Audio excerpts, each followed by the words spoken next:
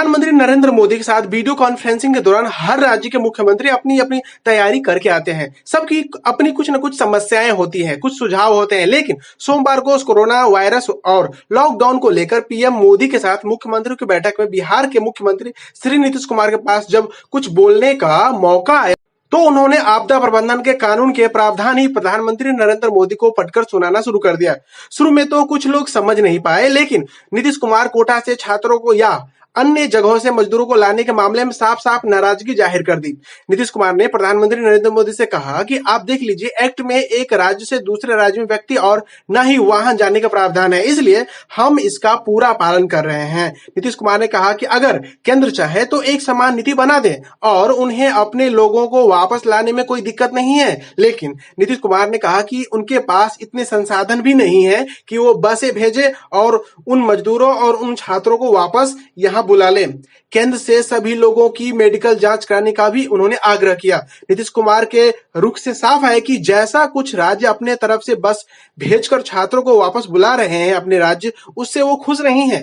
दूसरा, वो केंद्र से इस संबंध में एक समान नीति बनाने का आग्रह कर ये भी संदेश देना चाहते हैं कि बच्चे हो या प्रवासी मजदूर, अगर वो फंसे हैं तो केंद्र की भी जिम्मेदारी बनती है कि उनका देखभाल वो करे। हालांकि लॉकडाउन के बारे में नीतीश कुमार ने केंद्र को समर्थन देते हुए कहा कि वो जो भी निर्णय लेंगे वो उनके साथ है, लेकिन आर्थिक कामकाज शुरू होना चाहिए और राज्य में कुछ कामकाज शुरू हुआ है उसके बारे में उन्होंने जानकारी दी। साथ ही साथ यह भी कहा कि कैसे पूरे राज्य में घर घर स्क्रीनिंग के काम शुरू होने के बाद नए मरीज सामने आ रहे हैं।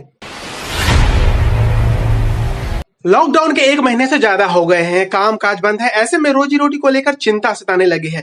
किसी तरह एक टाइम का खाना खा पा रहे हैं, दिन रात सोकर समय गुजारने पर हम मजबूर हैं। परिवार में 13 लोग हैं। मकान मालिक ने फिलहाल किराया नहीं लिया है, कहा कि लॉकडाउन खत्म होने के बाद दीजिएगा। घर चलाना मुश्किल हो रहा है। इस संकट की घड़ी में 10,000 रुपये का कर्ज भी हो गया है। समझ में नहीं आ रहा है कि ऐसा कब तक चलेगा। यह कहते कहते मुखलाल दास की आंखें भर आई।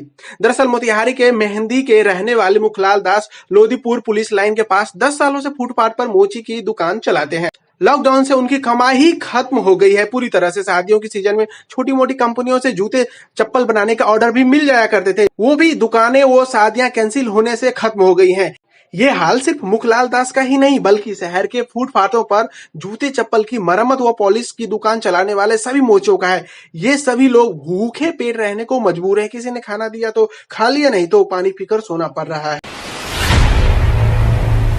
आज से 4 महीने पहले कोरोना संक्रमण को लेकर अमेरिका को आगाह करने वाले हार्वर्ड ग्लोबल हेल्थ इंस्टीट्यूट के डायरेक्टर डॉक्टर आशीष झा ने की सराहना की है। उन्होंने कहा कि प्रधानमंत्री नरेंद्र मोदी के ऐतिहासिक कदम से भारत ने आधी लड़ाई जीत ली है, लेकिन अभी शुरुआत है, लड़ाई लंबी चलेगी। उन्होंने कहा कि भारत जैसे संघन आबादी वाले देश एकाएक लॉकडाउन खोलना खतरनाक होगा। आपको बता दें कि आशीष झा ने कोरोना वायरस पर काफी काम किया है। 4 महीने पहले ही उन्होंने अमेरिका को आगाह कर दिया था, जो बाद में सच साबित हुआ। डॉक्टर आशीष ने फोन पर बताया कि भारत ने संक्रमण से पहले ही लॉकडाउन करके अच्छा किया। जिन देशों ने देर की वे भुगत रहे हैं। उन्होंने कहा कि बिहार, उत्तर प्रदेश को टेस्टिंग बढ़ानी चाहिए। छोटे छोटे सेक्टरों में कुछ हद तक रियायत देने की तैयारी भी करनी चाहिए, क्योंकि संक्रमण फैलने का खतरा अभी टला नहीं है। दोनों राज्यों को आर्थिक मोर्चे पर भी मुकाबला करना है। रेड जोन एवं कंटेनमेंट एरिया में छूट भी भारी पड़ सकती है। हार्वर्ड यूनिवर्सिटी में मेडिसिन के प्रोफेसर के मुताबिक संदिग्धों को ज्यादा से ज्यादा आइसोलेट करना चाहिए। तेजस्वी यादव को नसीहत देते हुए उनके बड़े भाई तेज प्रताप यादव के ससुर चंद्रिका यादव ने कहा कि संकट की इस घड़ी में उन्हें पटना रहकर सरकार और आम लोगों की मदद करनी चाहिए थी, किंतु वे दिल्ली में रहकर सोशल मीडिया पर पोस्ट कर रहे हैं। चंद्रिका राय ने कहा कि नेता प्रतिपक्ष की यह बचकानी हरकत है जिसे जनता देख रही है और आने वाले चुनाव में उन्हें इसका खामियाजा भुगतना पड़ सकता है। बिहार में जब भी संकट की स्थिति आती है तेजस्वी यादव गायब रहते हैं। चंद्रिका राय ने अपने दामाद वो लालू प्रसाद यादव के बड़े बेटे तेज प्रताप यादव सहित दोनों भाइयों को भी अनुभवहीन करार दिया। चंद्रिका राय ने नीतीश कुमार की तारीफ करते हुए कहा कि संकट के समय में पूरा तंत्र मजबूती से आम लोगों के साथ खड़ा है, जबकि तेजस्वी यादव लॉकडाउन के दौरान कोटा में फंसे बिहारी छात्रों के मामले में गंदी राजनीति कर रहे हैं। उन्होंने कहा कि नेता प्रतिपक्ष पहले खुद सामने आए और उसके बाद सरकार को सलाह दें।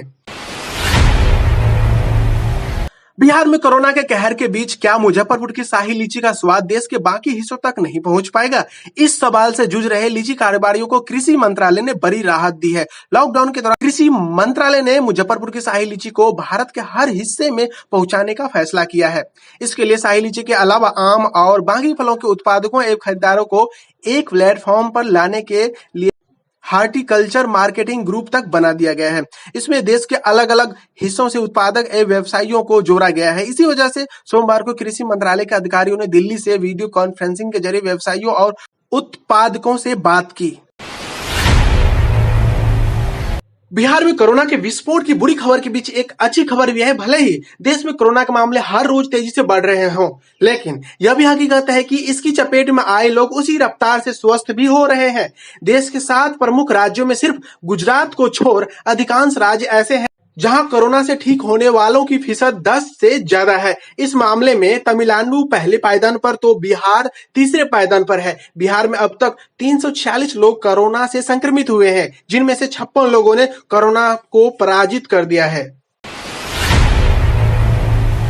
बिहार के सरकारी माध्यमिक उच्च माध्यमिक स्कूलों में हाई स्कूल व +2 कक्षाओं में शिक्षण की गुणवत्ता बेहतर करने के लिए अब सेवानिवृत्त शिक्षकों का सहारा लिया जाएगा। शिक्षा विभाग ने रिटायर्ड माध्यमिक उच्च माध्यमिक शिक्षकों को नियुक्त करने का निर्णय लिया है। इस पर सरकार की भी सैद्धांतिक सहमति मिल गई है। विभाग द्वारा तैयार प्रस्ताव पर जल्द ही पहले वित्त और उसके बाद राज्य मंत्रिमंडल की मंजूरी ली जाएगी। गौरतलब है कि राज्य के माध्यमिक व उच्च माध्यमिक कक्षाओं में शिक्षकों की काफी कमी है। हालांकि इसके लिए शिक्षा विभाग ने 30,000 पदों पर छठे चरण का नियोजन आरंभ कर रखा था, लेकिन लॉकडाउन के कारण फिलहाल नियुक्ति पर रोक लग गई है। मई के बाद 33,000 और शिक्षकों की बहाली के लिए भी हाल ही में शिक्षा विभाग का प्रस्ताव मंजूर हुआ है। देश भर में फंसे प्रवासियों को वापस लाने की प्रक्रिया शुरू हो गई है। अन्य प्रदेशों में करीब 1.25 महीने से फंसे लोग अब किसी न किसी तरीके से अपने गांव व कस्बे में पहुंच रहे हैं। ऐसे में सभी लोगों को क्वारंटाइन सेंटर में रखने या फिर होम आइसोलेट करने का नियम बनाया हुआ है। अब आगामी दिनों में हर गांव व कस्बे में बाहरी राज्यों में फंसे लोग आने शुरू होंगे। उन सभी को कम से कम 14 दिन औरों से अलग रखने के लिए क्वारंटाइन या होम आइसोलेट करना होगा। सोमवार को कस्बे में बिहार के गया में फंसे 11 जन पहुंचे। इनमें से 4 महिलाएं भी थी। इनके कस्बे में आते ही स्थानीय CHC की team doctor Om Prakash dude के नेतृत्व में वहां पहुंच गई।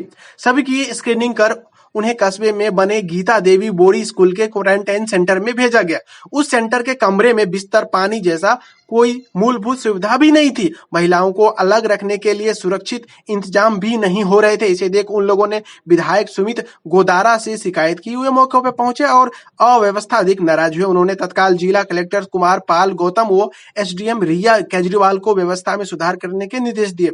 इसके बाद महिलाओं को उनके घर में ही आइसोलेट करने का निर्णय लिया। राजधानी पटना सहित बिहार के कई जिलों में अगले 3 दिनों तक तेज आंधी के साथ बारिश होने के आसार है। 2 मई के बाद मौसम सामान्य होने की उम्मीद है। मौसम विभाग का कहना है कि 2 मई के बाद तेज धूप से तापमान में वृद्धि होगी और उमस भरी गर्मी पड़ेगी। मौसम विभाग ने बताया कि पश्चिमी विक्षोभ की वजह से पटना सहित बिहार के कई जिलों में 22 से 25 किलोमीटर प्रति घंटे की रफ्तार से हवाएं चल रही हैं। इससे बिहार के कई क्षेत्रों में लो प्रेशर एरिया बन रहा है और रुक रुक कर बारिश हो रही है। पश्चिमी विक्षोभ बिहार, उत्तर प्रदेश, झारखंड और मध्य प्रदेश के कई इलाकों में सक्रिय है। मौसम विभाग के मुताबिक एक ट्रफ रेखा झारखंड, छत्तीसगढ़, बिहार और उत्तर प्रदेश के मध्य और दक्षिणी हिस्सों पर बना हुआ है। इस वजह से अगले 72 घंटे में आंधी तूफान के साथ बारिश होने की आशंका है। सोमवार को पटना का अधिकतम तापमान 30 डिग्री और न्यूनतम तापमान 22 डिग्री सेल्सियस दर्ज किया गया।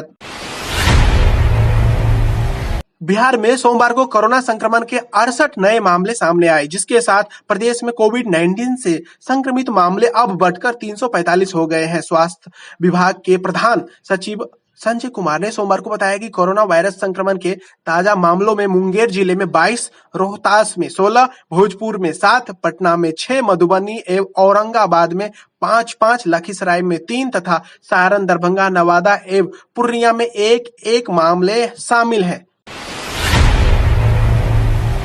समस्तीपुर भारतीय जनता पार्टी के जिला उपाध्यक्ष मधुबाला ने सोमवार को कोरोना योद्धा को अंग वस्त्र देकर सम्मानित किया। वे अपने दरवाजे पर मोरवा सामुदायिक स्वास्थ्य केंद्र में पदस्थापित medical officer doctor Satyendra Kumar को सम्मानित किया। उन्होंने इस अवसर पर कहा कि आज पूरा विश्व कोरोना से जंग लड़ रहा है। इसमें अग्रिम पंक्ति में हमारे देश के डॉक्टर हैं जो कोरोना से लड़ रहे हैं, हमारे लिए खुद को जान जोखिम में डालकर लोगों का इलाज कर रहे हैं। ऐसे में ऐसे योद्धा का सम्मान कर गर्व की अनुभूति होती है।